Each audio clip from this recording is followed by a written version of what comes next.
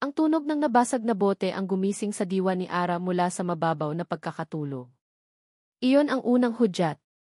Ang simula ng ritual na halos kinabisan na niya sa sakit at takot. Sumunod ang malakas na kalabog ng pintuan, ang mga yabag na mabibigat at pasuray-suray, at ang boses na laspag sa alak at galit, ang boses ng kanyang amain. Nena! Ara! Nasaan ang pera? Isang malamig na takot ang gumapang sa dibdib ni Ara, pamilyar at nakakamanhid. Ito ang Miku Skin, ang biglaang pagsabog ng karahasan sa katahimikan ng gabi. Ngunit ang sumunod na damdamin ay mas malalim, mas mapait. Ito ang Miku Death, ang nakakapagod na pagkaalam na ang gabing ito ay isa lamang sa hindi na mabilang na mga gabi ng pagtitiis. Heto na naman kami, bulong ng kanyang isip, habang mariin niyang ipinikit ang mga mata. Hanggang kailan? Ang tanong na iyon ay hindi na naghahanap ng sagot, isa na lamang itong buntong hininga ng kaluluwang pagod ng umasa. Dahan-dahan siyang bumangon mula sa kanyang maliit na banig sa sahig ng sala. Sa kabilang sulok, sa ilalim ng andap-andap na ilaw ng nag-iisang bombilya, nakita niya ang kanyang ina, si Aling Nena, na tila isang estatwang unti-unting nabubura sa dilim. Nakayuko ito, ang mga balikat ay nanginginig, ang mga kamay ay magkadikit sa ibabaw ng kandungan na parabang nagdarasal. Ang katahimikan ng kanyang ina ang pinakamatulis na patalim sa gabing iyon. Wala na, Berto, narinig ni Ara ang sarili niyang sinasabi. Ang boses niya ay kalmado, isang bagay na pinag-aralan niyang gawin sa loob ng maraming taon. Ang pagpapakita ng takot ay parang pagbubuhos ng gasolina sa apoy. Ibinayad ko na sa kuryente at tubig ang natirang sahod ko. Humarap sa kanya si Mang Berto. Ang mga mata nito'y namumula, ang mukha'y namumugto. Ang amoy ng murang alak ay kumalat sa maliit nilang espasyo, mabigat at nakakasulasok. Sinungaling! Palagi na lang kayong walang pera pag ako ang nangangailangan. Isang lumang baso ang kanyang dinampot mula sa mesa at ibinato sa pader, malapit sa kinatatayuan ni Aling Nena. Kumalat ang bubog sa semento. Hindi kumilos si Aling Nena. Hindi sumigaw. Tanging isang munting hikbi ang kumawala sa kanyang mga labi na agad din niyang sinupil. Napayukom ang mga palad ni Ara. Naramdaman niya ang galit na umaakyat mula sa kanyang sikmura, isang mainit at mapait na likido. Ngunit isinantabi niya ito. Kailangan niyang tapusin ang gabing ito. May darating akong bonus sa Sabado, Tay, pagsisinungaling niya, habang pinipilit na panatilihing matatag ang kanyang boses. Ibibigay ko sa inyo. Pangako. Tinitigan siya ni Mang Berto, ang mga mata ay nanlilisik, sinusuri kung may bahid ng pagsisinungaling sa kanyang mukha. Pagkuway tumalikod ito at padabog na pumasok sa kanilang kwarto, isinarado ang pinto ng malakas na halos ikayanig ng buong bahay. Nang muling bumalik ang katahimikan, mas naging mabigat ito kaysa kanina. Dahan-dahang lumapit si Ara sa kanyang ina. Nakita niya ang isang butil ng luha na pumatak sa kamay nito. Naini! Umiling lang si Aling Nena, hindi tumitingin. Dahan-dahan itong tumayo at nagsimulang pulutin ang mga bubog sa sahig. Bawat piraso ay tila isang butil ng kanilang durog na buhay. Walang salita. Walang paliwanag. Tanging ang pagtanggap sa isang kapalaran na matagal na nilang yakap. Pinanood lang ni Ara ang kanyang ina. Ang presyo ng kanilang katahimikan ay ang kanilang mga pangarap. At gabi-gabi, binabayaran nila ito ng walang palya. Kinabukasan, ang sinag ng araw ay tila isang insulto. Pilit nitong pinapasok ang liwanag sa isang tahanang puno ng dilim ng nakaraang gabi. Maagang gumising si Ara, ang katawan ay mabigat sa puyat, ang isip ay manhid sa paulit-ulit na drama. Sa kusina, naghahanda na ng almusal si Aling Nena, isang tasang kape at 2 piraso ng pandesal para kay Ara. Ang kanilang mga kilos ay choreographed, isang sayaw ng pag-iwas. Walang nagbanggit sa nangyari. Ang mga basag na bubog ay nasa basurahan na, ang amoy ng alak ay unti-unti nang naglalaho, ngunit ang sugat sa kanilang puso ay naroon pa rin, sariwa at kumikiro. Nay, hanggang kailan, hindi na napigilan ni Ara. Napatigil sa pagtimpla ng kape si Aling Nena. Hindi ito lumingon. Ara, wag ngayon. Mahuhuli ka sa trabaho mo. Hanggang kailan tayo magtitiis kay Itay Berto? Pwede naman tayong umalis. Mangupahan tayo kahit maliit lang.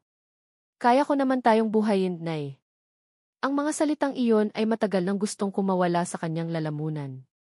Sa wakas ay humarap si Aling Nena, at sa mga mata nito ay nakita ni Ara hindi ang tapang na inaasahan niya, kundi ang isang malalim, nakaugat na takot.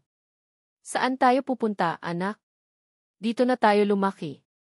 Mahirap ang buhay sa labas. Mas mahirap ang buhay dito, naigit ni Ara, ngunit hindi na niya itinaas ang kanyang boses.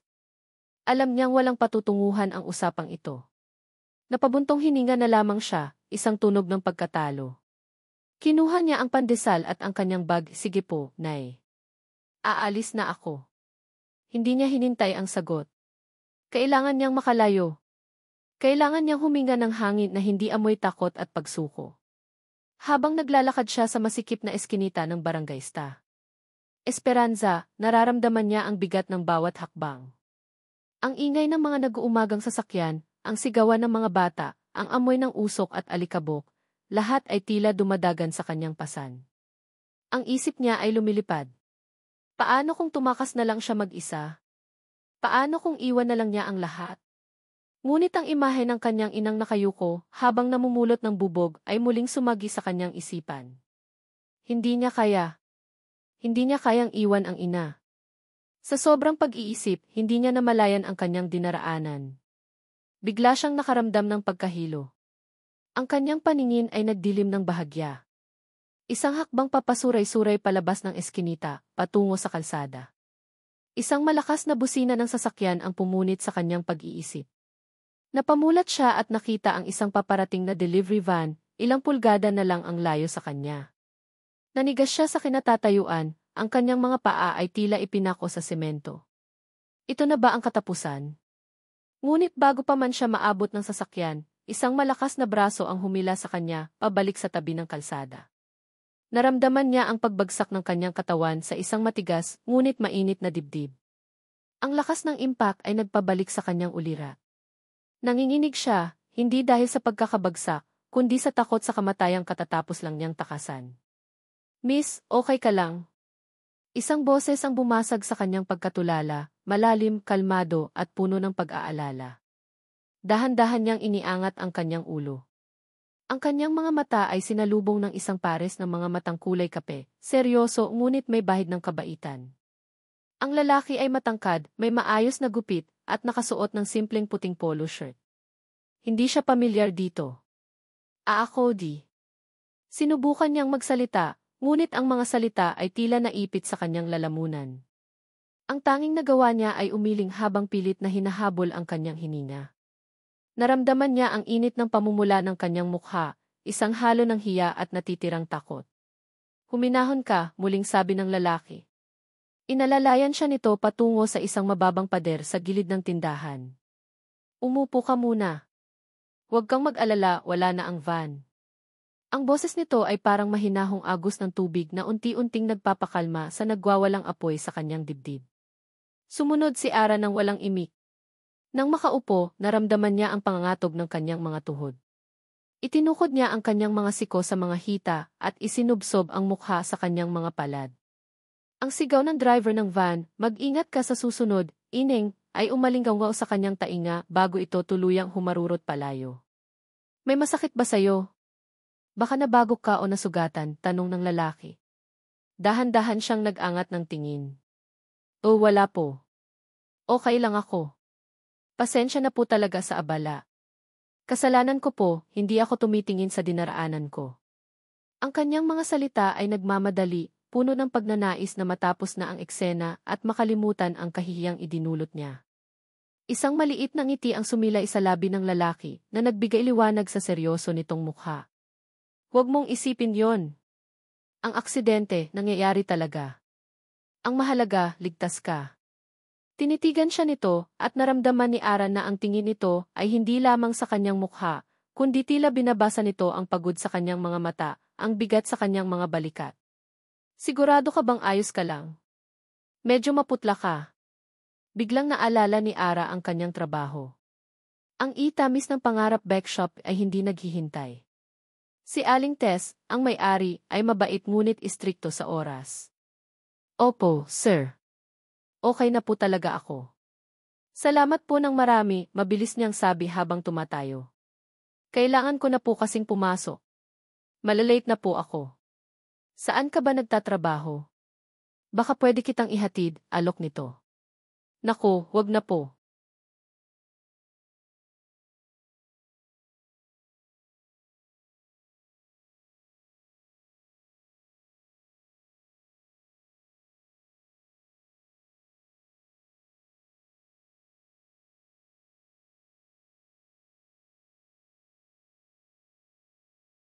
Diyan lang po sa panaderya sa kanto, sagot niya, sabay turo sa direksyon ng itamis ng pangarap backshop. Salamat po ulit. Tumango ang lalaki. CJ, mag-ingat ka sa paglalakad. Bago pa man siya tuluyang makatalikod, nagsalita itong muli. Ako nga pala si Marco. Napatigil si Ara. Ara po. Ara Cruz. Ara, inulit nito ang kanyang pangalan na tila kinakabisa. Nice to meet you, Ara. Kahit sa ganitong paraan. Nagpaalam si Ara ng isang pilit na ngiti at mabilis na naglakad palayo, ngunit naramdaman niya ang mga mata ni Marco na nakasunod sa kanya hanggang sa lumiko siya sa kanto. Pagdating niya sa itamis ng pangarap backshop, ang pamilyar na amoy ng bagong lutong tinapay ay sumalubong sa kanya, isang maliit na ginhawa sa magulo niyang umaga. Ara! Abay himala, 5 minuto kang huli, bati ni Aling Tess. Isang matabang babae na may malakas na boses ngunit malambot na puso. Napansin nito agad ang kanyang hitsura. Anong nangyari sa'yo? Para kang nakakita ng multo. Wala po ito, Aling Tess. Nahilo lang po ako ng kaunti kanina, palusot niya habang isinusuot ang kanyang apron. Ayaw na niyang palakihin pa ang nangyari. Pinasadahan siya ng tingin ni Aling Tess na may pag-aalala, ngunit hindi na ito nag-usisa pa. Oh, CJ. Maghilamos ka muna at simulan mo na ang pagmamasa para sa pandesal. Dinarayo yan, alam mo na. Pumunta si Ara sa maliit na lababo sa likod at naghilamos. Ang malamig na tubig ay bahagyang gumising sa kanyang diwa. Pagkatapos, hinarap na niya ang malaking mesa na may nakahandang harina, tubig, at iba pang sangkap. Dito, sa harap ng masa, natagpuan ni Ara ang kanyang santuwaryo. Ang bawat pagdiin ng kanyang palad, bawat pagpihit at paghalo, ay isang paraan upang ilabas ang bigat na nararamdaman niya. Diniin niya ang galit para kay Mang Berto. Minasa niya ang pag-aalala para kay Aling Nena. Hinulma niya ang pagod at puyat hanggang sa ito ay maging makinis at nababanat na masa. Ito ang tanging bagay sa buhay niya na kaya niyang kontrolin, ang pagbabago ng anyo ng isang bagay na simple para maging isang bagay na nagbibigay buhay at ligaya sa iba. Ngunit habang abala ang kanyang mga kamay, ang kanyang isip ay hindi mapakali. Pabalik-balik dito ang imahe ng umaga, ang basag na bote, ang tahimik na luha ng kanyang ina, at ang estranghero. Si Marco. Naalala niya ang bigat at init ng dibdib nito. Ang lakas ng braso nito na humila sa kanya palayo sa kapahamakan. Ang kalmado nitong boses. Ang mga matang tila nakikita ang kanyang kaluluwa. Isang kakaibang init ang gumapang sa kanyang dibdib, isang pakiramdam na matagal na niyang hindi naramdaman o marahil ay hindi pa niya nararamdaman kailanman. Sino kaya siya? Bakit napakabait niya? Ipinilig niya ang kanyang ulo. Isang mabuting tao lang siya, Ara. Huwag kang mag-isip ng kung ano-ano. Nagkataon lang na nandoon siya. Ngunit kahit anong pilit niyang pagtataboy, ang alaala ni Marco ay nanatili, isang maliit na kislap ng liwanag sa madilim niyang umaga. Isang munting pag-asa na hindi niya maintindihan kung saan nanggagaling. Lumipas ang maghapon sa paulit-ulit na gawain, pagmamasa, paghurno, pagbebenta. Nang sumapit ang dapit hapon, ang pagod ay muling bumalik, mas matindi pa. Ang pag-asang dala ng pag-iisip kay Marco ay unti-unti nang napapalitan ng pangamba sa pag-uwi. Anong eksena na naman kaya ang dadatnan niya sa bahay? Habang nag-aayos ng kanyang gamit para umuwi, biglang nag-vibrate ang kanyang lumang cellphone sa loob ng bulsa. Kinuha niya ito. Isang hindi rehistradong numero. Kinabahan siya. Baka isa sa mga pinagkakautangan ni Mang Berto. Madalas itong mangyari. Nag-aalangan man ay sinagot niya ito. Hello? Hello, Ara? Napatigil si Ara sa paghinga. Ang boses. Malalim. Kalmado. Pamilyar. Sino po ito, kahit na alam na niya ang sagot? Si Marco ito, sagot sa kabilang linya. Yung kaninang umaga. Tumawag lang ako para kumustahin ka. Okay ka na ba talaga? Isang ngiti ang hindi niya napigilang sumilay sa kanyang mga labi. Ang pagod niya ay tila bahagyang naglaho. Ah, Marco. Okay na ako. Salamat sa pagtawag. Teka, paano mo nakuha ang numero ko? Narinig niya ang mahinang pagtawa nito. Nagtanong ako kay Aling Tess. Matagal ko na siyang suki. Dati ko na siyang natulungan sa pag-aayos ng mga papeles ng tindahan niya. Ah, kaya pala. Gumaan ang pakiramdam ni Ara. Hindi pala ito isang kakatwang stalker. Ganoon ba? Salamat ulit ha? Walang anuman, sabi ni Marco. Nagkaroon ng ilang segundong katahimikan, at akala ni Ara ay magpapaalam na ito, ngunit muli itong nagsalita, at ang mga sumunod niyang sinabi ang nagpatindig sa lahat ng balahibo sa kanyang batok. Nabanggit din kasi ni Aling Tess. Narinig ko kasing may sakit daw ang nanay mo. Gusto ko sanang tumulong na ipatingin siya sa doktor. Nabitawan ni Ara ang hawak niyang supot ng tinapay. Ang init na naramdaman niya kanina ay napalitan ng isang nakakakilabot na lamig. Paanong alam ni Aling Tess? Hinding-hindi niya ito sinabi kaninuman. At si Marco, bakit siya nag-aalok ng ganitong tulong? Sino ba talaga ang lalaking ito? Ibinaba ni Marco de Leon ang kanyang cellphone. Ang katahimikang naiwan ni Ara sa kabilang linya ay isang tagumpay at isang pasanin. Tagumpay, dahil ang unang yugto ng kanyang plano ay naisakatuparan na. Pasanin, dahil ang bawat salitang binitiwan niya ay may kalakip na kasinungalingan. Sa ilalim ng malabong ilaw ng kanyang apartment unit na nagsisilbing pansamantalang opisina at tirahan niya, hindi siya si Marco de Leon, ang mabait na negosyanteng suki ni Aling Tess. Dito, siya si Special Investigator Rick Salcedo ng National Bureau of Investigation. Ang mga dingding na kwarto ay hindi napipintahan ng masayang kulay. Sa halip, ang mga ito ay nababalutan ng mga larawan, mapa at koneksyon ng mga sinulid na pula. Mga mukha ng kilabot sa barangayista. Esperanza. Mga litrato ng mga drug runner, mga kolektor ng utang, mga fixer.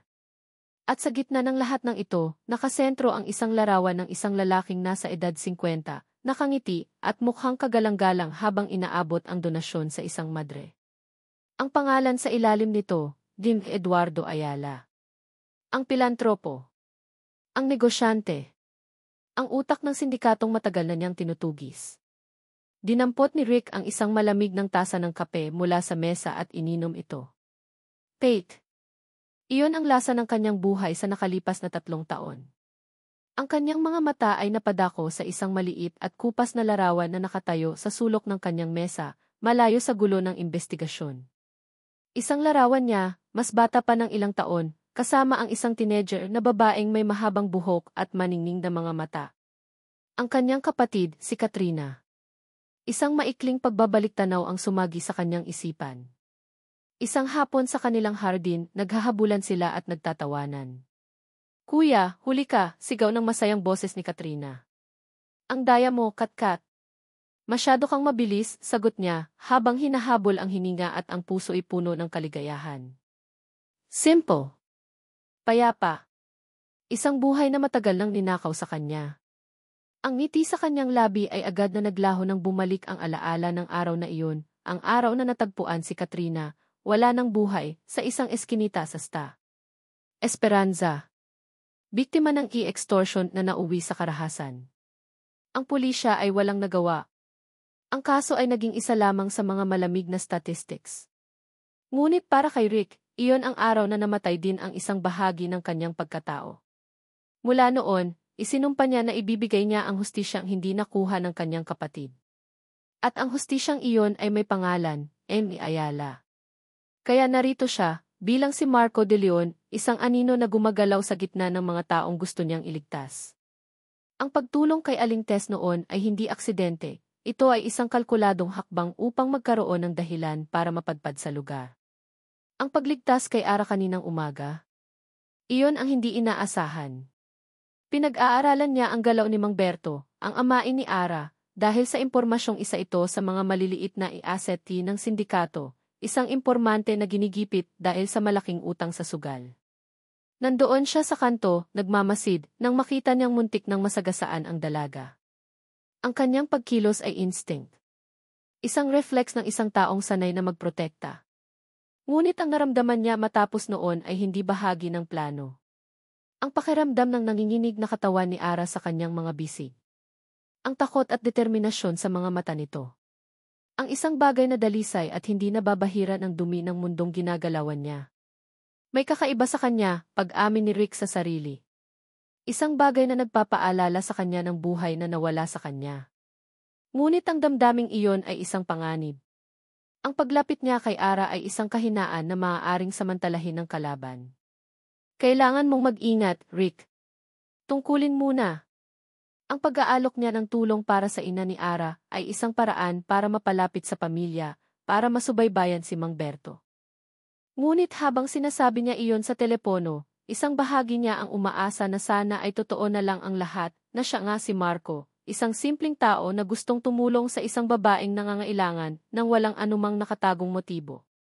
Ang pag-iisip na iyon ay isang luho na hindi niya kayang bayaran.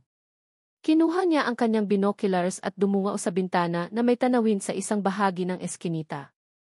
Mula sa kanyang pwesto, kitang-kita niya ang tindahan ni Aling Sabel, isang lugar kung saan madalas nagaganap ang mga palihim na transaksyon. At tulad ng inaasahan, ilang minuto lang ang nakalipas, nakita niyang papalapit si Mang Berto. Hindi nagtagal, isang motorsiklo ang huminto at isang lalaking nakahelmet ang bumaba. Ang lalaki ay si Teban, isa sa mga kilalang kolektor at tauhan ni Amy Ayala. May iniabot si Teban kay Mang Berto na isang maliit, nakatuping papel. Pagkatapos ay may ibinulong ito, ang mukha ay seryoso at maihalong pagbabanta. Tumango-tango si Mang Berto, ang mukha ay basang-basa ng pawis, kahit pamalamig na ang simoy ng hangin. Mabilis na umalis ang motorsiklo, iniwan si Mang Berto na nakatayo, tulala at tila lalong lumubog sa kinatatayuan. Itinuon ni Rick ang lente ng kanyang kamera at kumuha ng ilang litrato. Bawat ebidensya, gaano man kaliit ay mahalaga. Si Mang Berto ang pinakamahinang kawing sa kadena ng sindikato. Kung mapipigan niya ito, maaaring may makuha siyang impormasyon na magtuturo sa kanya sa mas malalaking isda. At ang susi para mapalapit kay Mang Berto ay ang tiwala ng kanyang pamilya, ang tiwala ni Ara. Naramdaman niya ang isang pamilyar na kirot ng konsensya. Ginagamit niya ang kahinaan at kabutihan ng isang inosenteng tao para sa kanyang misyon. Ngunit mabilis niya itong isinantabi. Para ito sa mas malaking kabutihan. Para kay Katrina. Ang mga salitang iyon ang kanyang naging mantra, ang kanyang pananggalaban sa sariling pagdududa. Bumalik siya sa kanyang mesa at binuksan ang isang naka-encrypt na laptop. Nag-type siya ng report tungkol sa kanyang mga obserbasyon. Ang pag-aalok ng tulong kay Ara, ang pagmamanman kay Mang Berto. Lahat ay kailangang maitala. Habang nagtatype, isang notification ang lumabas sa kanyang screen. Isang secure message mula sa isang numero na alam niyang galing sa kanyang superior, si Director Pineda. Binuksan niya ito. 5 lamang ang salita, ngunit ang bigat ng mga ito ay parang isang toneladang bakal na bumagsak sa kanyang dibdib. El tik-tik es loob ng FBs. Napahinto sa paghinga si Rick. Muli niyang binasa ang mensahe na para bang umaasang magbabago ang mga letra. Ngunit nanatili ito, malinaw at nakakakilabot. Sunod na pumasok ang pangalawang mensahe. Ingat! Posibleng alam nila dengue operasyon. Isang malamig na agos ng dugo ang gumapang sa kanyang mga ugat. Pakiramdam niya ay biglang sumikip ang mga dingding ng kanyang apartment. Ang kanyang safe house ay hindi naligtas. Ang bawat kilos niya sa nakalipas na mga linggo, ang bawat impormasyong ipinadala niya, ay maaaring napunta na sa kamay ng kalaban. Sa kamay ni Amy Ayala. Ang mga mata niya ay muling napako sa larawan ni Ara na kasama sa profile na ginawa niya para sa pamilya nito. Kung alam na ng sindikato ang tungkol sa kanya, alam na rin nila kung sino ang mga taong nilalapitan niya. Ang kanyang maskara ng kabaitan, ang kanyang pinaka-epektibong sandata, ay maaari na ngayong maging ang pinakamalaking panganib. Hindi na lang ang kanyang misyon ang nakataya. Hindi na lang ang kanyang buhay. Ang buhay ni Ara. Napatingin siya sa cellphone na ginamit niya para tawagan ang dalaga kanina. Ang numero nito ay nakasave na ngayon sa kanyang contact list. Ang pagtawag na iyon, na isang kalkuladong hakbang para sa kanyang misyon, ay isa na ngayong malaking pagkakamali. Inilagay niya si Ara sa linya ng apoy. Dinampot niya ang kanyang jacket at ang baril mula sa ilalim ng unan. Ang pag-aalala para sa sariling kaligtasan ay napalitan ng isang mas matinding damdamin, isang nag-aalab na pangangailangang protektahan ang dalaga.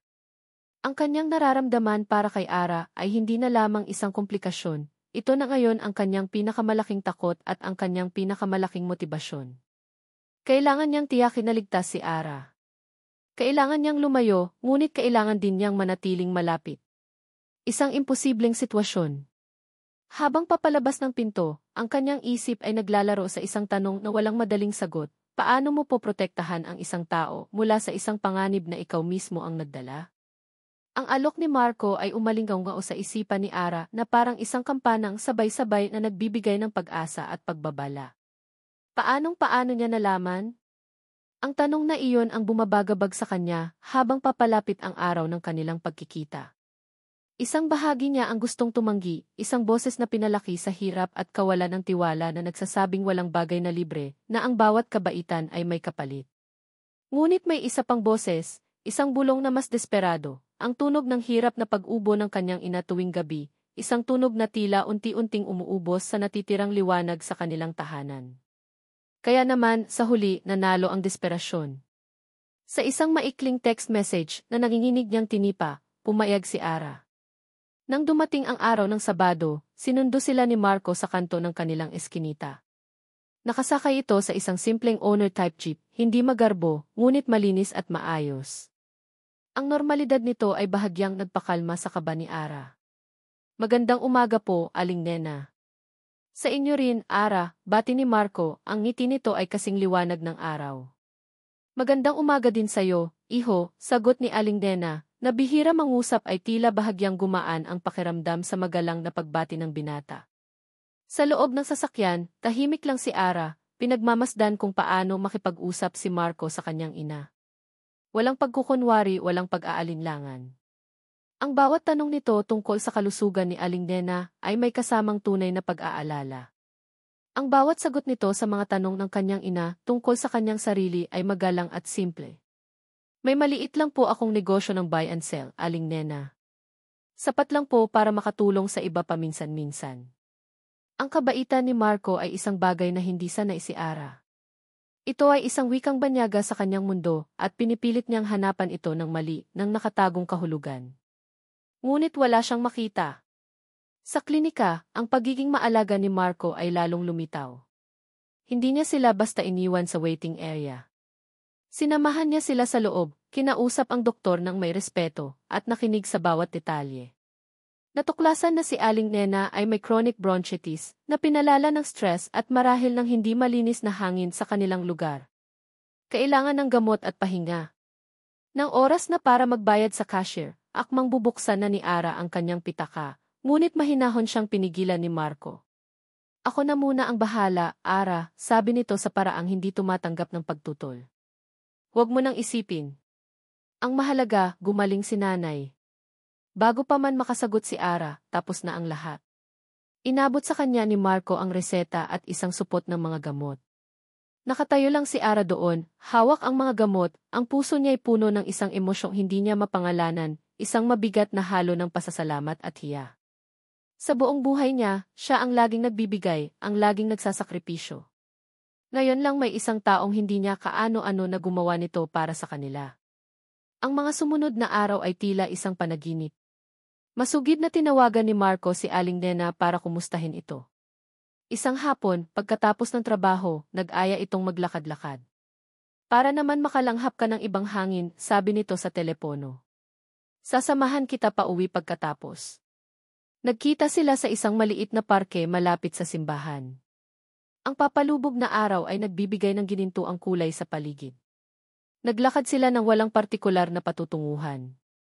Sa una, ang kanilang pag-uusap ay mababaw, tungkol sa trabaho, sa panahon. Ngunit dahan-dahan, ang mga pader na itinayo ni Ara sa paligid ng kanyang sarili ay unti-unting gumuho. Naitanong ni Marco ang tungkol sa kanyang mga pangarap. Pangarap na patawa si Ara ng mapait. Matagal ko nang ibinaon yon, Marco. Sapat nang makaraos kami sa araw-araw. Hindi pwedeng ganoon, mahinang sabi ni Marco, ang mga mata ay nakatitig sa kanya. Lahat ng tao may karapatang mangarap. Ano ba ang gusto mo, kung sakaling wala kang ibang iniisip kundi ang sarili mo? Natigilan si Ara. Walang sinuman ang nagtanong sa kanya yon. Tumingin siya sa malayo sa mga batang naghahabulan. Gusto kong magkaroon ng sarili kong backshop. Hindi kailangang malaki. Isang maliit na lugar lang na amoy tinapay at kape. Isang lugar kung saan masaya ang mga tao. Hindi nagsalita si Marco. Nakikinig lang ito at sa paraan ng kanyang pakikinig, naramdaman ni Ara na ang kanyang simpleng pangarap ay mahalaga. Bumili sila ng fishbowl mula sa isang street vendor at naupo sa isang bench. Habang kumakain, ang kanilang mga kamay ay aksidenteng nagdikit. Isang kuryente ang gumapang sa braso ni Ara, isang init na mabilis niyang binawi. Ngunit nakita niya ang munting ngiti sa mga labi ni Marco. Sa sandaling iyon, sa gitna ng ingay ng parke, naramdaman ni Ara ang isang pambihirang gaan ng loob. Ang kikilig, isang salitang dati ay nababasa niya lang sa mga pocketbook, ay mayroon na palang kahulugan.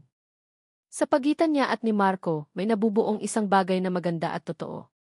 At sa kauna-unahang pagkakataon sa loob ng mahabang panahon, nagkaroon siya ng lakas ng loob na umasa. Ngunit ang pag-asa, sa mundo ni Ara, ay isang marupok na bagay. Isang bulaklak na madaling mapisa. Isang gabi, umuwi si Mang Berto na hindi lasing, ngunit mas delikado. Ang kanyang mga mata ay ligaw, ang kanyang mga kamay ay nanginginig. Halatang galing ito sa isang matinding pagkatalo sa sugalan. Kailangan ko ng 10,000, sigaw nito pagpasok pa lang sa pinto. Walang paligoy-ligoy. Bukas na bukas din.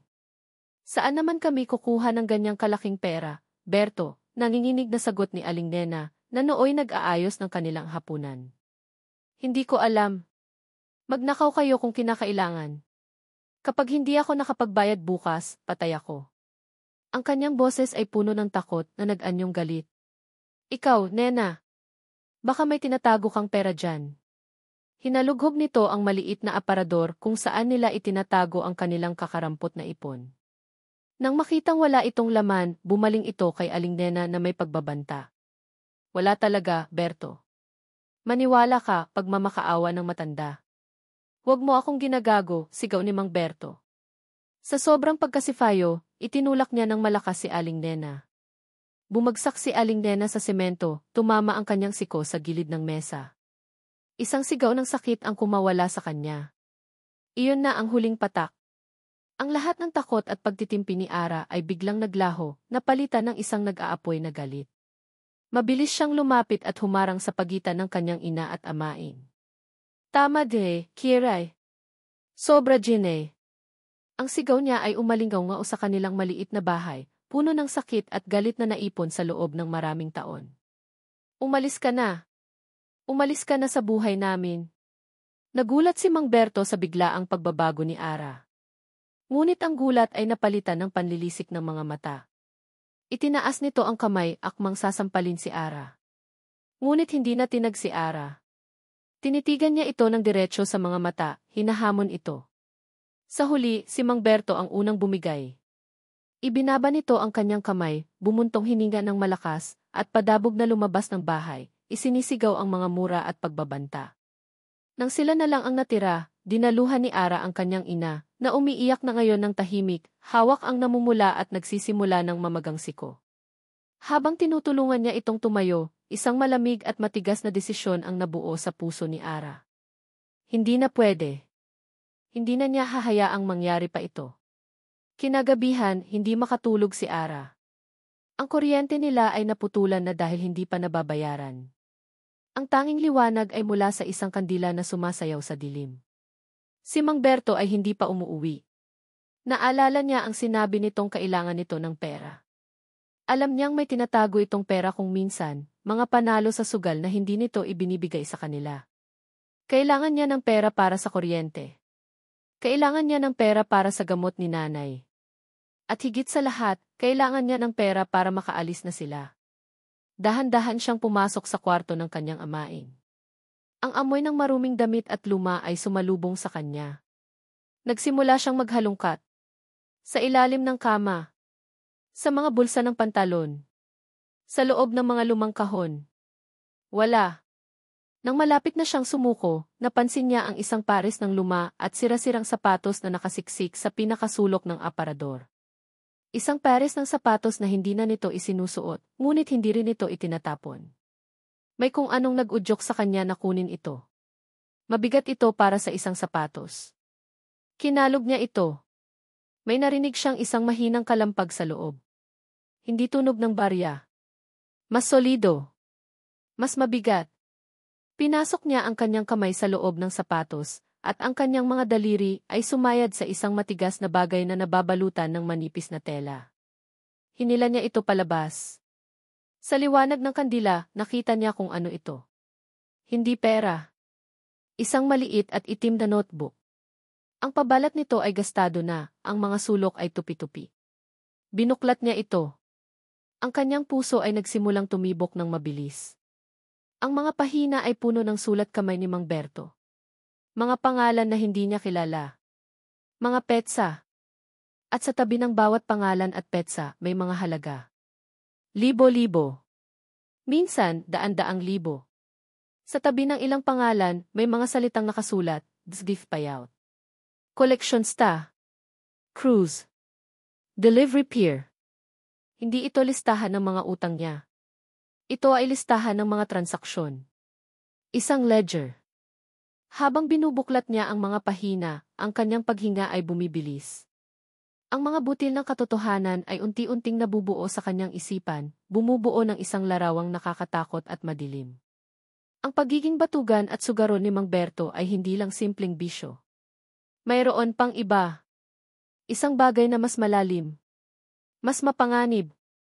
Ang pag-aakala niyang simpleng paghahanap ng pera para sa kuryente ay nagbukas ng pinto sa isang lihim na hindi niya dapat malaman. At habang hawak niya ang itim na notebook sa nanginginig niyang mga kamay, naramdaman ni Ara na ang panganib na dala ni Mang Berto ay hindi lang tungkol sa pagsusugal at pag-aaway. Ang panganib ay mas malaki pa kaysa sa inaakala niya, at ngayon, ang butil ng katotohanang iyon ay nasa kanyang mga palad. Ang babala ay parang isang laso na dahan-dahang kumakalat sa sistema ni Rick Salcedo. May tiktik sa loob ng SBs. Ang 5 salitang iyon ay nagpabago sa lahat. Ang kanyang key safe house ay isa ng kulungan. Ang kanyang mga kagamitan ay maaaring may nakatanim na. Ang bawat anino sa paligid ay posibleng isang peres ng matang nagmamanman. Kailangan niyang makipagkita sa kanyang superior. Hindi sa opisina. Hindi sa telepono. Nagkita sila sa isa sa mga galerya ng pambansang museo, sa ilalim ng tingin ng mga obra maestra at mga bayaning matagal ng pumanaw. Si Director Pineda, isang lalaking nasa edad 60 na may buhok na halos puti na at mga matang nakakita na ng lahat, ay nakatayo sa harap ng Spoliarium ni Juan Luna, na parabang isa lamang ordinaryong turista. Magandang obra, hindi ba, Rick? Bungad ni Director Pineda nang hindi lumilingon, ang boses ay mahina, halos isang bulong na nilalamon ng katahimikan ng museo. Ipinapakita nito ang resulta ng karahasan at kasakiman. Isang paalala kung bakit natin ginagawa ang ginagawa natin. Lumapit si Rick, tumayo sa kanyang tabi, at tumingin din sa malagim na ipinipinta. Totoo po ang hinala, Direktor. Tumango ang matandang lalaki. Mas malala pa sa inaakala natin. Ang impormasyon ay nanggagaling sa itaas. May access sila sa mga classified files. Kaya mula ngayon, Rick, putol na ang linya mo sa amin. Wala kang matatanggap na official support. Walang backup. Kung mahuli ka, hindi ka namin kilala. Ang bawat salita ay parang isang pako na ibinabaon sa kanyang balikat. Nasa gitna siya ng teritoryo ng kaaway at ngayon mag-isa na lang siya. Naiintindihan ko po. Ang misyon mo ay hindi na lang paghuli kay Ayala, patuloy ni Direktor Pineda. Sa wakas ay lumingon ito sa kanya, ang mga mata ay seryoso at puno ng bigat. Kailangan mo ring alamin kung sino ang tiktik. Ang ledger na nakuha mo ay maaaring hindi na sapat. Kailangan mo ng isang bagay na iayanig sa buong organisasyon nila. Ingat, Rick. Bawat hakbang mo, isipin mong may nakasunod sa'yo. Pagkatapos noon, tumalikod na ang direktor at naglakad palayo. Nawala sa karamihan ng mga bisita, iniwan si Rick na mag-isang nakaharap sa malaking pinta, isang taong nag-iisa sa gitna ng digmaan. Habang naglalakad si Rick palayo sa museo, ang bigat ng bawat hakbang niya ay tila katumbas ng bigat ng kanyang konsensya. Ang ingay ng Maynila, ang busina ng mga jeepney, ang sigaw ng mga nagtitinda, ang walang katapusang ugong ng syudad, ay tila hindi makapasok sa kanyang isipan. Ang babala ng direktor ay malinaw. Alam na ng kalaban ang operasyon niya. At kung alam nila ang tungkol sa kanya, alam din nila ang tungkol sa mga taong kanyang nilapitan. Ang kanyang maskara bilang si Marco de Leon ay nasira na. Biglang sumagi sa kanyang isipan si Ara.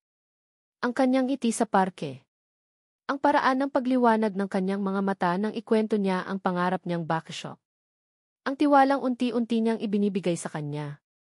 Ang lahat ng iyon ay bahagi ng kanyang plano, isang kalkuladong pag-arte para makuha ang loob ng pamilya.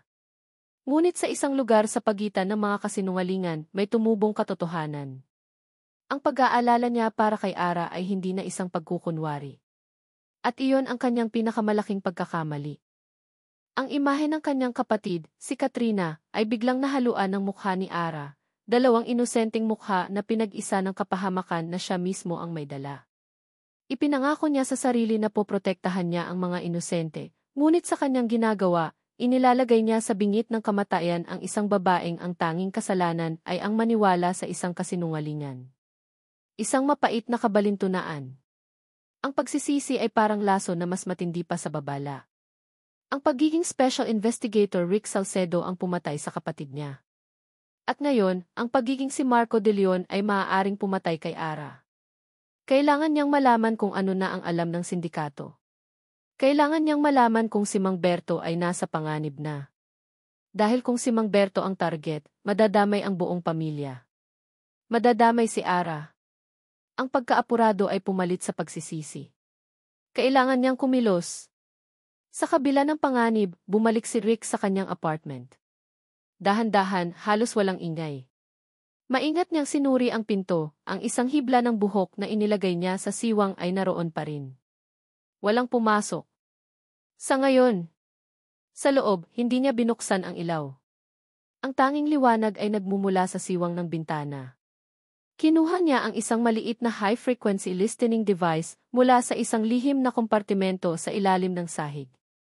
Itinutok niya ito sa direksyon ng isang maliit na karinderya sa ibaba, kung saan alam niyang nag-iinuman ang ilang mga kilalang tauhan ng sindikato. Ang isa sa mga ito ay si Teban, ang kolektor na nakita niyang kausap ni Mang Berto. Nagsuot siya ng earphones. Static. Mga boses ng mga nagtatawanan. Ang tunog ng mga bote ng beer na nag-uumpugan. Ilang minuto siyang naghintay. At pagkatapos narinig niya ito. Ang boses ni Teban, malinaw at malamig. Problemado ako dyan sa matandang Berto na yan, sabi ni Teban. Lagi na lang talo. Palaki ng palaki ang utang. Kanina, nakita kong may kausap na pulis patola. Baka kumakanta na yon. Ano nang sabi ni boss? Tanong ng isa pang boses. Sabi ni boss, tapusin na raw ang problema, sagot ni Teban. Isang buntong hininga. Sabi niya, bisitahin na raw natin mamayang gabi para hindi na makapagsalita pa. Magdala raw tayo ng mensahe na hindi niya malilimutan. Pati yung pamilya niya. Ang mga salitang iyon ay tumusok sa tainga ni Rick na parang mga karayom na may yelo. Mamayang gabi. Pati yung pamilya niya. Tinanggal niya ang earphones. Ang katahimikan sa kanyang kwarto ay biglang naging nakabibingi. Ang tibok ng kanyang puso ay dumadagundong sa kanyang dibdib. Hindi na ito tungkol sa misyon. Hindi na ito tungkol sa tiktik. Ito ay tungkol sa oras. Mga minuto. Mga segundo. Ang imahe ni Ara, ang kanyang mukha na puno ng pag-asa, ay biglang lumitaw sa kanyang isipan, at kasunod nito ay ang imahe ng karahasan mula sa spolyarium. Walang segundo na dapat masayang. Mabilis niyang kinuha ang kanyang pistol mula sa ilalim ng kama at isinuksok sa likod ng kanyang pantalon. Kinuha niya ang susi ng kanyang motor. Hindi na siya nag-abalang magdala ng iba pa. Ang tanging nasa isip niya ay ang eskinita kung saan nakatira si Ara. Ang pagmamaneho sa masisikip na kalsada ng Sta. Esperanza ay parang isang bangungot. Bawat sasakyang mabagal sa harap niya ay isang hadlang. Bawat pulang ilaw ay isang pagkaantala na maaaring katumbas ng isang buhay. Ang kanyang mga kamay ay mahigpit na nakahawak sa manibela, ang mga ugat ay lumilitaw. Nang sa wakas ay narating niya ang kanto malapit sa bahay ni Naara, mabilis niyang ipinarada ang motor. Tumakbo siya, ang kanyang paghinga ay mabigat at mabilis. Ang gabi ay madilim. Ang eskinita sa unahan niya ay parang isang madilim na bunganga na handang manlamon. Papunta na siya para bigyan sila ng babala. Para ilayo sila. Para sabihin ang lahat. Ngunit habang papalapit siya, natigilan siya. Sa bungad ng eskinita, sa ilalim ng andap-andap na ilaw ng poste, may dalawang lalaking nakatayo. Pamilyar ang kanilang mga tindig. Ang isa ay si Teban. May kasama itong isa pa, parehong nakasuot ng madilim na damit. May kung anong umbok sa kanilang mga baywang. Huli na siya. Sa harap mismo ng kanyang mga mata, ang dalawang anino ay humakbang papasok sa dilim ng eskinita, ang eskinita na patungo sa iisang bahay. Ang bahay ni Ara. Ang itim na notibuok ay parang isang piraso ng yelo sa nanginginig na mga kamay ni Ara. Sa liwanag ng nag-iisang kandila, ang mga pangalan at numero na nakasulat sa bawat pahina ay tila mga aninong sumasayaw, bumubuo ng isang kwentong hindi niya maintindihan ngunit kinatatakutan. Koleksyon. Delivery. Payout. Ito ay hindi mga salita ng isang simpleng sugarol. Ito ay wika ng isang mundong madilim at mapanganib. Dahan-dahan niyang isinara ang notebook. Ang bigat nito ay hindi lang dahil sa papel at tinta, kundi dahil sa bigat ng katotohanang dala nito. Ang lahat ng pagtitiis nila, ang lahat ng pasa at luha, ay hindi lang dahil sa bisyo. Ang kanilang tahanan ay hindi lang pala pugad ng isang batugan, ito ay pugad ng isang kriminal. Mabilis niyang itinago ang notebook sa ilalim ng kanyang unan, sa ilalim ng banig. Ang kanyang puso ay dumadagundong sa kanyang dibdib na parang isang tambol na nagbababala ng digmaan. Kailangan nilang umalis. Ngayon na. Hindi na bukas. Hindi na sa Sabado. Sa gitna ng kanyang pag-iisip, isang malakas na kalabog ang yumanig sa kanilang manipis na pinto. Hindi katok. Isang suntok. Berto. Labas dyan. Napatalon si Ara sa gulat. Ang kanyang ina, na kanina ay mahimbing na natutulog sa kabilang banig, ay napabalikwas ng bangon, ang mga mata ay dilat sa takot. Sino yan? Bulong ni Aling Nena. Isang mas malakas na kalabog ang sumunod, at sa pagkakataong ito, ang luma at marupok na kahoy ng pinto ay sumuko. Bumigay ang lock. Ang pinto ay bumukas ng malakas, bumangga sa pader. Dalawang lalaki ang pumasok. Pamilyar ang isa sa kanila, madalas niya itong nakikita sa kanto, laging may dalang motorsiklo at may malamig na tingin. Ang kasama nito ay mas malaki, ang mga braso ay puno ng tatoo. Dala nila ang amoy ng sigarilyo at panganib sa loob ng kanilang maliit na tahanan. Nasaan si Berto? Tanong ng pamilyar na lalaki, ang boses ay magaspang at walang pasensya. Inilibot nito ang mga mata sa kabahayan na huminto sa takot na mukha ni Aling Nena. Sa isang iglap, napatingin si Ara sa siwang ng kanilang kwarto. At doon, sa dilim, nakita niya ang kanyang amain. Nakasiksik sa sulok, nanginginig, ang mukha ay basang-basa ng pawis. Ang lalaking kanina lang ay naghahamon ng away ay isa na ngayong duwag na daga na nagtatago sa likod ng kanyang mag-ina. Isang matinding galit at pandidiri ang naramdaman ni Ara para dito. O wala siya rito, nagsinungaling si Ara, pilit na pinatatatag ang kanyang boses. Tumayo siya, ginawang panangga ang sarili sa pagitan ng mga lalaki at ng kanyang ina. Umisi ang lalaki. Huwag mo kaming gawing tanga, miss. Alam naming nandito lang ang duwag na iyon. Pinapatawag siya ni boss. Nang hindi sila kumikibo, nawala ng pasensya ang kasama nito. Mabilis itong lumapit at hinawakan ng mahigpit ang braso ni Aling Nena. Magsalita ka, matanda. Nasaan ang asawa mo? Are. Bitiwan mo ako, daing ni Aling Nena. Huwag niyo siyang sasaktan, sigaw ni Ara, ang takot ay napalitan ng biglaang tapang. Wala kaming kasalanan sa inyo. Kasalanan niyo na pamilya kayo ng isang traidor, sagot ng lalaki, at akmang sasaktan pa si Aling Nena ng isang boses ang pumuno sa silid, kalmado ngunit may bigat na tila kayang pumigil sa pag-inog ng mundo. Bitiwan niyo siya. Sabay-sabay silang napalingon sa sirang pintuan. Nakatayo roon si Marco. Ngunit hindi ito ang Marco na kilala ni Ara. Hindi ang Marco na may maalagang ngiti at mababait na mata. Ang Marco na nakatayo sa harap nila ngayon ay may mukhang matigas na parang bato. Ang mga mata ay malamig at matalim na tila kayang tumagos sa bakal. Ang aura niya ay hindi na nakakakalma, ito ay nakakakilabot. Isang munting kislap ng pag-asa ang naramdaman ni Ara, ngunit agad itong nahaluan ng matinding pagtataka. Marco. Paano? Bakit siya nandito? Ang dalawang lalaki ay nagtawanan. Sino ka? Boyfriend ng anak niya, pang-uyam ni Teban. Umalis ka na dito kung ayaw mong madamay, tol. Hindi sumagot si Marco. Ang kanyang mga mata ay nakatuon sa kamay ng lalaki na nakahawak pa rin sa braso ni Aling Nena. Dahan-dahan siyang humakbang papasok. Bawat hakbang ay may bigat, may intensyon. Sinabi ko nang bitiwan mo siya. Sa halip na sumunod, lalong hinigpitan ng lalaki ang hawak nito. Sino ka ba para utusan ako? Hindi na natapos ng lalaki ang kanyang sasabihin. Sa isang kisap mata, kumilos si Marco. Ang kanyang kilos ay hindi galaw ng isang ordinaryong negosyante. Ito ay mabilis, mabisa at brutal. Isang mabilis na siko sa panga ng lalaki. Isang tama sa sikmura na nagpatumba dito.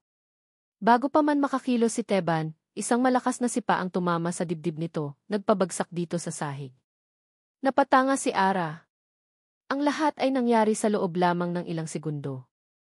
Ang Marco na nag-alok sa kanya ng fishball sa parke, ay siya ring Marco na kayang bumali ng buto ng walang kahirap-hirap. Mabilis na bumangon si Teban, ang mukha ay puno ng gulat at galit. Bumunot ito ng isang balisong mula sa kanyang likuran. Hayop ka! Papatayin kita! Sumugod ito, iwinasiwas ang patalim. Ngunit si Marco ay hindi natinag. Kalmado niyang sinalubong ang atake. Hinawakan niya ang braso ni Teban, ipinihit ito sa paraang hindi natural na nagpatalsik sa balisong. Isang malutong na tunog ng nabaling buto ang umalinggaw-ngaw na sinundan ng isang sigaw ng matinding sakit mula kay Teban. Gulat. Pagkakanulo. Takot. Ang mga emosyong iyon ay naghalo-halo sa isipan ni Ara habang pinapanood niya ang eksenang hindi niya maintindihan. Sino ba talaga ang lalaking ito? Ang kabaitang ipinakita niya, lahat ba iyon ay kasinungalingan? Isa ba siyang katulad ng mga lalaking ito? Sa gitna ng kaguluhan, ang kasama ni Teban na nakahandusay kanina ay dahan-dahang bumabangon. Palihim itong bumunot ng baril mula sa kanyang baywang. Marco, ingat, sigaw ni Ara, itinuturo ang lalaki. Lumingon si Marco, ngunit sa sandaling iyon, ang atensyon niya ay nahati. Nakita niya ang baril na nakatutok sa kanya. Sa sandaling iyon ng panganib, ang maskara ni Marco de Leon ay tuluyang gumuho at ang tunay niyang pagkatao ang lumabas. Anveyay, Jire! Tawag AV ng pulis, sigaw niya. Ang tatlong salitang iyon, SBA ako, Ara, ay parang isang bombang sumabog sa utak ni Ara. NOA. National Bureau of Investigation. Ang lahat ay biglang nagkaroon ng kahulugan, ang kanyang biglaang pagdating, ang kaalaman niya sa sakit ng kanyang ina, ang kanyang galing sa pakikipaglaban. Lahat ay plano. Lahat ay kalkulado. Siya ay hindi isang kaibigan. Siya ay isang investigador. At sila ay bahagi ng kanyang investigasyon. Ang puso ni Ara ay nadurog. Ang pakiramdam ng pagkakanulo ay mas masakit pa kaysa sa takot na nararamdaman niya. Samantala, ang lalaking may baril ay nag-alinlangan nang marinig ang salitang Kiev. Ngunit ang takot na mapatay ay mas matindi. Itinutok niya ang baril, hindi kay Marco, kundi kay Ara, ang mas madaling target. Nakita ni Marco ang pagbabago sa direksyon ng baril. Walang pag-aalinlangan. Walang segundo para mag-isip. Itinulak niya si Ara palayo sa linya ng putok at isinalag ang sarili niyang katawan. Isang putok ng baril ang pumunit sa katahimikan ng gabi. Isang mainit na likido ang tumalsik sa mukha ni Ara. Naramdaman niya ang pagbagsak ng mabigat na katawan ni Marco sa kanya. Isang daing ng sakit ang narinig niya mula dito. Marco, sigaw niya, ang boses ay basag. Ang dalawang lalaki, sa sobrang taranta, ay mabilis na tumakbo palabas, iniwan ang gulo, dugo at mga durog na pangarap. Nakaluhod si Ara sa sahig, ang ulo ni Marco ay nasa kanyang kandungan. Ang puting polo shirt nito ay mabilis na binabahira ng dugo mula sa tama sa kanyang tagiliran. Marco! Marco, gumising ka, G. Umiiyak niyang sabi. Sa gitna ng kaguluhan, isang bagay na hindi inaasahan ang nangyari. Si Aling Nena, na kanina pa iisang estatwa ng takot sa sulok, ay biglang kumilos. Ang mukha niya ay hindi na mukha ng isang biktima. Ito ay mukha ng isang inang handang gawin ang lahat para sa kanyang anak. Pumunta ito sa kanilang lumang baul, kinalkal ang mga damit, at mula sa ilalim, inilabas nito ang isang bagay na nakabalot sa plastik, isang luma, naninilaw, at makapal na libro. Isang paybook. Nanginginig ang mga kamay, inilapag niya ito sa tabi ni Ara. Hindi lang yan ang hawak niya, sabi ni Aling Nena, ang boses ay matatag sa kabila ng panginginig, habang nakatingin sa naghihingalong si Marco, pagkatapos ay kay Ara. Hindi lang yang notebook na yan ang ebidensya. Napatingin si Ara sa kanyang ina, naguguluhan. Huminga ng malalim si Aling Nena, at ang mga salitang lumabas sa kanyang bibig ay nagdala ng isang lihim na mas matagal at mas madilim pa kaysa sa mga kasalanan ni Mang Berto. May alam ako tungkol kay Emmy Ayala tungkol sa nangyari sa ama mo, Ara. Ang unang naramdaman ni Rick Salcedo ay sakit. Isang matalim, nag-aalab na sakit sa kanyang tagiliran na tila pumupunit sa bawat hibla ng kanyang laman sa tuwing siya ihihinga. Ang pangalawa ay ang amoy, ang pamilyar na amoy ng antiseptic at gamot. Ang amoy ng ospital. Dahan-dahan niyang iminulat ang kanyang mga mata. Puti. Puti ang kisame, puti ang kumot, puti ang mga dingding. Sa tabi ng kanyang kama, nakaupo si Ara. Ang mukha nito ay pagod, ang mga mata ay bahagyang namumugto, ngunit naroon ang isang bagong determinasyon na hindi niya pa nakikita dati. Sa tabi nito ay si Aling Nena, tahimik, ngunit ang kanyang mga mata ay hindi na nagpapakita ng takot. Gising ka na.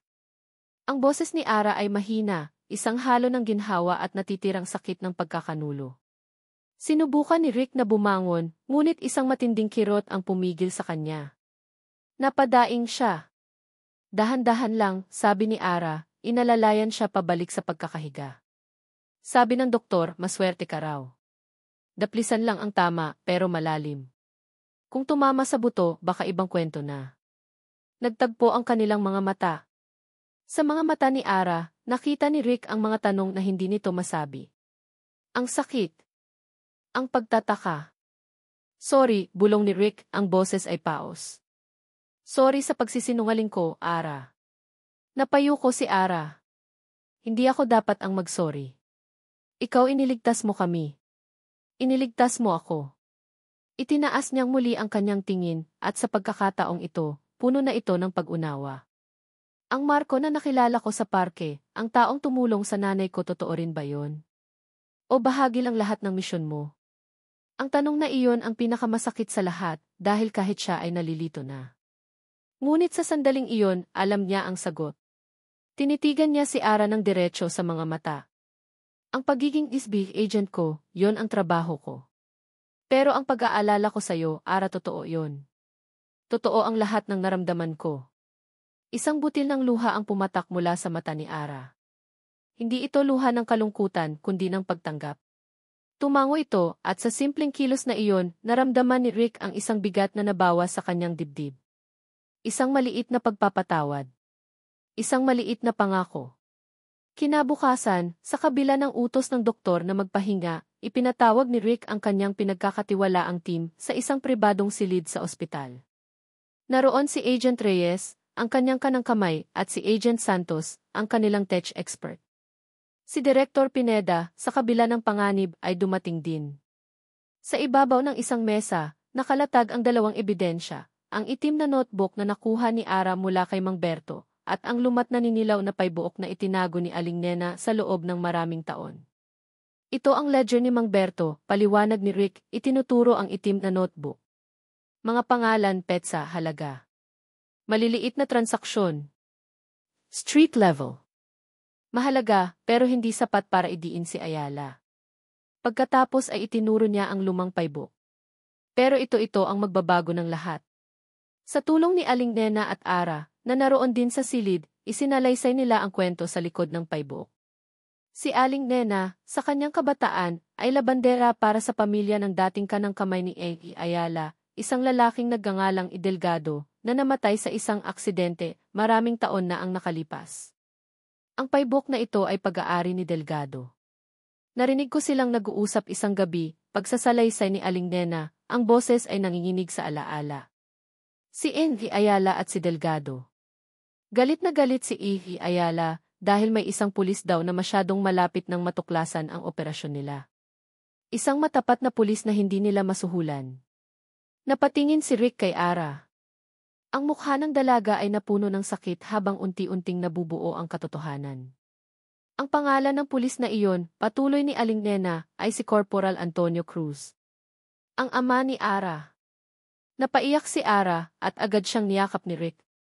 Ang personal na misyon ni Rick para sa kanyang kapatid ay biglang nasaniba ng personal na krusada ni Ara para sa kanyang ama. Ang kanilang mga landas ay hindi lang nagtagpo, sila ay pinag-isa ng iisang kalaban.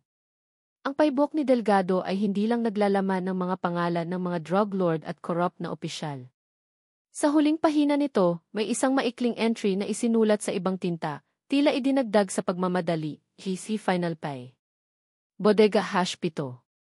Pierre Aitsoy Antonio Cruz.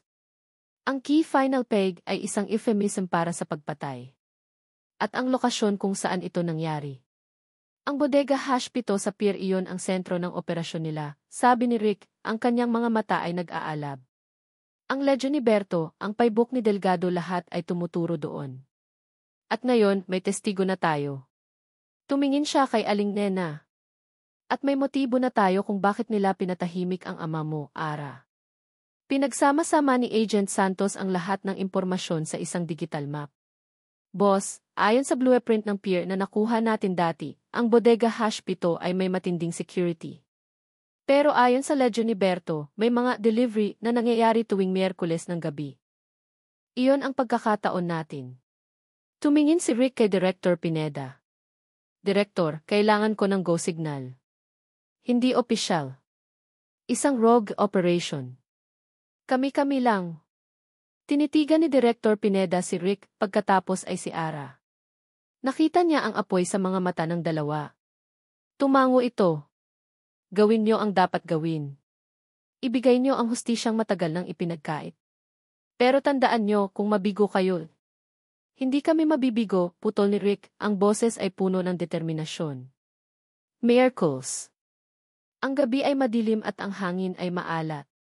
Ang SBS team, na binubuo lamang ng 5 sa pinagkakatiwalaang tauhan ni Rick, ay nasa posisyon na sa paligid ng pier.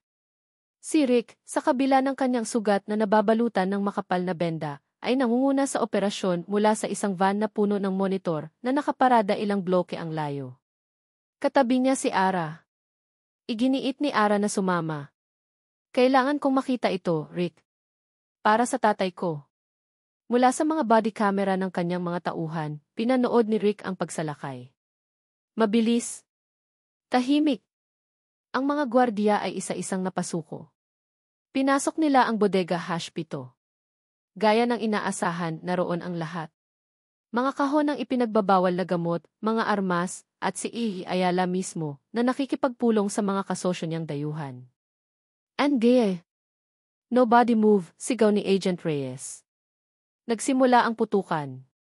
Ang mga monitor sa van ay nagpakita ng magulong mga imahe ng tumatakbong mga anino at kislap ng mga putok ng baril. Ang puso ni Rick ay dumadagundong, bawat putok ay nagpapakirot sa kanyang sugat. Sa tabi niya, si Ara ay mahigpit na nakakapit sa gilid ng upuan, ang mga mata ay nakapako sa screen. Isa-isang nalumpo ang mga tauhan ni Ayala. Ang mga dayuhan ay sumuko. Ngunit si Envy Ayala. Nasaan si Ayala? Sigaw ni Rick sa kanyang comms. Nawala, boss. Papunta kami sa opisina niya, sagot ni Reyes. Ilang sandali pa, ang kamera ni Reyes ay pumasok sa isang marangyang opisina sa loob ng bodega. Walang tao.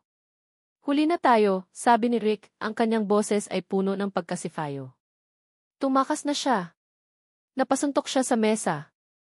Ang lahat ng pinaghirapan nila mawawala lang. Ngunit si Ara, na kanina pa'y tahimik na pinag-aaralan ang isang kopya ng blueprint ng bodega na nasa mesa, ay biglang nagsalita. Teka, sabi niya, itinuturo ang isang bahagi ng plano. May maliit na linyang nakaguhit dito sa ilalim ng sahig ng opisina. Isang-isang lagusan. Mabilis na tiningnan ni Rick ang blueprint, pagkatapos ay ang monitor. Reyes, Tingnan niyo sa ilalim ng carpet, sa ilalim ng mesa ni Ayala. Sumunod si Reyes. Inangat nila ang makapal na carpet at nakita ang isang metal na trapdoor. Pilit nila itong binuksan. Isang madilim at makitid na hagdanan ang bumungad sa kanila. May tunnel, boss. Mukhang papunta sa kabilang kalsada. Si Envy Ayala ay papatakas na. Mukhang huli na ang lahat. Ang pag-asa ay muling naglalaho. Ang salitang kitunel ay parang isang hatol ng pagkatalo sa loob ng van. Napanood ni Ara ang pagkasipayo sa mukha ni Rick, ang pagkunot ng kanyang noo, ang pagtiim ng kanyang mga bagang. Ang lahat ng kanilang sakripisyo, ang dugo na dumanak sa sahig ng kanilang tahanan, ang tapang na sa wakas ay natagpuan ng kanyang ina, lahat ba ay mauwi sa wala. Tiningnan niya ang blueprint sa kanyang harapan. Ang mga linya at numero ay hindi niya maintindihan, ngunit ang kanyang mga mata ay hindi bumibitaw dito. Ang isipan niya, na sanay sa pagsunod sa mga resipe at pagsukat ng mga sangkap, ay pilit na naghahanap ng isang bagay na hindi nakikita ng iba. Isang detalye. Isang maliit na piraso ng impormasyon. Ang kanyang mga mata ay sumunod sa putol-putol na linya ng lagusan sa blueprint.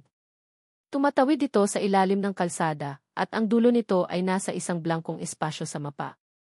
Ngunit sa tabi ng blankong espasyong iyon, may isang simbolo na pamilyar sa kanya. Isang simbolo na nakikita niya araw-araw. Isang simbolo na halos kinabisan na niya. Ang simbolo ng isang lumang imburnal. Biglang pumasok sa kanyang isipan ang isang alaala. Ilang buwan na ang nakalipas, nagkaroon ng matinding pagbaha sa kanilang lugar.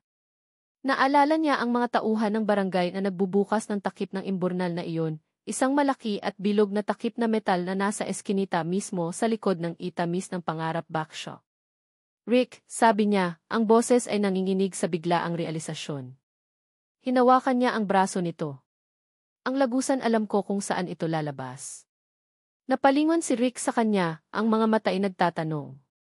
Ang blueprint na ito, luma na, paliwanag ni Ara, ang mga salita ay bumubuhos mula sa kanyang bibig.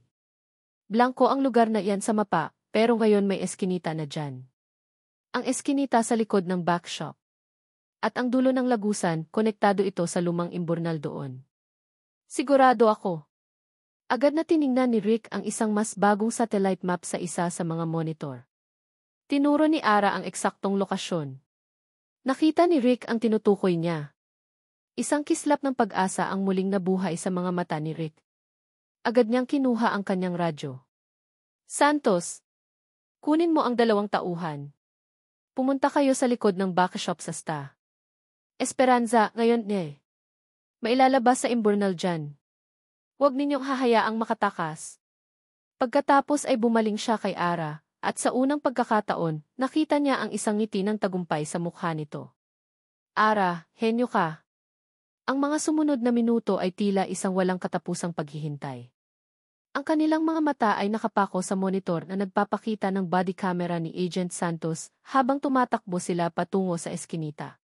Nakita ni Ara ang pamilyar na pader na may graffiti, ang mga nakasampay na damit, at sa wakas, ang malaking takip ng imburnal. Ilang sandali pa, narinig nila ang isang kaluskos. Dahan-dahang gumalaw ang takip ng imburnal. At mula sa dilim, isang marumi at pagod na mukha ang lumitaw. Si Enrique Eduardo Ayala.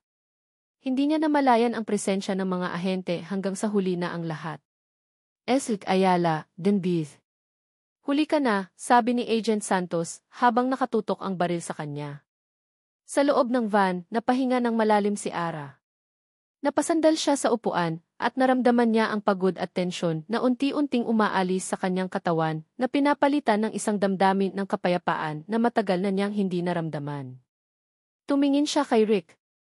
Nakatingin din ito sa kanya, ang mga matay puno ng pasasalamat at paghanga. Hinawakan nito ang kanyang kamay. Ang kanilang mga daliri ay nagsalikop, hindi na aksidente, hindi na alanganin. Isang koneksyon na binuo ng panganib, pinatatag ng katotohanan, at selyado ng tagumpay. Lumipas ang ilang buwan. Ang barangay Sta. Esperanza ay dahan-dahang naghilom. Ang pagkakabuwag sa sindikato ni Ayala ay parang pagbunot sa isang malaking puno na matagal nang sumisira sa pundasyon ng kanilang komunidad. Ang balita tungkol sa pagkakasangkot ni Mang Berto ay kumalat, ngunit ito ay madaling natabunan ng mas malaking balita tungkol sa pagkakahuli sa utak ng sindikato. Si Mang Berto ay nasa kulungan, pinagdurusahan ang kanyang mga kasalanan, ngunit ligtas mula sa mga taong gusto siyang patahimikin. Ang buhay ni Naara at Aling Nena ay nagbago. Ang kanilang maliit na bahay ay hindi na binabalot ng takot. Si Aling Nena ay hindi na isang anino. Mas madalas na siyang humiti, nakikipag-usap sa mga kapitbahay, at aktibo sa maliit nilang hardin sa paso. Ang ubo niya ay tuluyan ng nawala. Isang hapon, dinalaw nila ang puntod ng kanyang ama. Sa unang pagkakataon, hindi lang luha at pangulila ang dala ni Ara. Mayroon ng hustisya. Inilapag niya ang isang pumpo ng puting bulaklak sa puntod. Tay, tapos na po, bulong niya. Matahimik na po kayo. Naramdaman niya ang kamay ng kanyang ina sa kanyang balikat, isang haplos na puno ng pagmamahal at pag-unawa. Sa kanilang likuran, nakatayo si Rick, tahimik na nagbibigay ng espasyo, ngunit ang kanyang presensya ay isang matatag na sandigan. Ang itamis ng pangarap backshop ay hindi na lang isang pangarap. Sa tulong ng reward money na natanggap nila at ng kaunting tulong pinansyal mula kay Rick, nabili ni Ara ang maliit na pwesto. Pininturahan nila ito ng kulay krema at asul. Ang amoy ng bagong lutong pandesal at ensaymada ay naging isang palatandaan ng bagong simula sa kanilang kanto. Si Aling Nena ang kanyang naging kaagapay, ang tagatikim at ang pinakamalaking tagahanga. Isang dapit-hapon, habang nag-aayos si Ara ng mga bagong display sa salamin ng backshop, pumasok si Rick. Hindi na siya si Marco de Leon, ang misteryosong estranghero. Siya na si Rick, ang lalaking nakita niya sa kanyang pinakamasamang kalagayan at sa kanyang pinakamatapang na sandali. Mukhang pagod ka na, sabi nito, isang ngiti ang nasa kanyang labi. Masayang pagod, sagot ni Ara, pinunasan ang noo. Maraming bumili ng Spanish bread kanina. May dala ako para sayo. Inilapag nito sa mesa ang isang maliit na kahon. Binuksan ito ni Ara. Sa loob, may isang maliit na cupcake na may isang salitang nakasulat sa asul na icing, pangarap. Napatawa si Ara. Salamat. Ara, sabi ni Rick, ang boses ay naging seryoso. Kinuha nito ang kanyang mga kamay. Ang mga palad nito ay mainit at magaspang, mga kamay ng isang mandirigma, ngunit ang hawak nito ay banayad. Nang una kitang makilala, ang misyon ko lang ang nasa isip ko. Ang mundo ko ay puno ng dilim ng paghihiganti. Pero dumating ka, ipinakita mo sa akin na kahit sa pinakamadilim na lugar, mayroong liwanag. Na mayroong pag-asa. Na mayroong mga pangarap na sulit ipaglaban. Huminga ito ng malalim. Mula sa kanyang bulsa, may kinuha itong isang maliit at itim na kahon. Binuksan niya ito sa harap ni Ara. Sa loob, isang simpleng singsing na may isang maliit na diamante ang kumikinang sa ilaw ng papalubog na araw. Ang puso ni Ara ay tila hihinto sa pagtibok. Hindi ko maipapangako ang isang buhay na walang panganib, Ara. Ang trabaho ko ay laging may kasamang anino. Pero maipapangako ko sa'yo na haharapin natin ang lahat ng anino ng magkasama. Napoprotektahan kita. Namamahalin kita. Na ang pangarap mo ay magiging pangarap ko rin. Lumuhod si Rick sa isang tuhod sa sahig ng itamis ng pangarap bake shop. Ara Cruz, handa ka na ba para sa ating tamis ng pangarap? Will you marry me? Tumulo ang mga luha sa mata ni Ara. Ngunit sa pagkakataong ito, ang mga ito ay luha ng purong kaligayahan. Isang kaligayahan na pinaghirapan, ipinaglaban at karapat-dapat. Ngumiti siya, isang ngiti na umabot hanggang sa kanyang mga mata, isang ngiti na nagpaliwanag sa buong silid. Kasama ka, Rick, laging handa. Isinuot ni Rick ang singsing sa kanyang daliri. Nagkayakap sila ng mahigpit habang ang huling sinag ng araw ay nagpapaalam, at ang mga ilaw ng barangayista. Esperanza ay isa-isang sumisindi na parang mga bituin na bumaba sa lupa, mga saksi sa isang pag-ibig na binuo mula sa abo at pinalago tungo sa isang matamis at walang hanggang bukang liwayway. At dito nagtatapos ang kwento ni Naara at Rick, isang kwentong isinulat ng luha, pinatatag ng tapang, at tinuldukan ng pag-ibig. Aking mga minamahal na tagapakinig. Maraming salamat sa inyong walang sawang pagsubaybay sa bawat kabanata ng buhay ni Naara at Rick. Mula sa madilim na eskinita ng Sta. Esperanza hanggang sa matamis na bukang liwayway ng kanilang mga pangarap, kayo ang naging kasama namin sa bawat pagtangis, bawat pagbangon at bawat munting tagumpay. Ang pagsulat ng kwentong ito ay isang paglalakbay din para sa akin. Sa bawat salitang aking tinipa, naramdaman ko ang bigat ng pasa ni Ara, ang determinasyon ni Rick, at ang tahimik na lakas ni Aling Nena.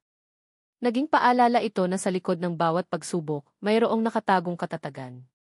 At sa puso ng bawat tao, gaano man ito kadalas masugatan, ay may kakayahang magmahal, magpatawad at muling umasa. Sana, sa pagtatapos ng kwentong ito, baunin ninyo hindi lamang ang kilig at aksyon, kundi pati na rin ang mensahe ng pag-asa. Ang pag-asa na kahit sa pinakamadilim na gabi, laging may sisikat na araw. Ang pag-asa na ang tunay na lakas ay hindi nasusukat sa kawalan ng takot, kundi sa pagharap dito. At higit sa lahat, ang pag-asa na ang pag-ibig, sa kanyang pinakadalisay na anyo, ay may kapangyarihang maghilom ng anumang sugat at bumuo ng anumang pangarap. Muli, mula sa kaibuturan ng aking puso, maraming salamat. Hanggang sa ating muling pagsasama sa mga susunod pang kwento.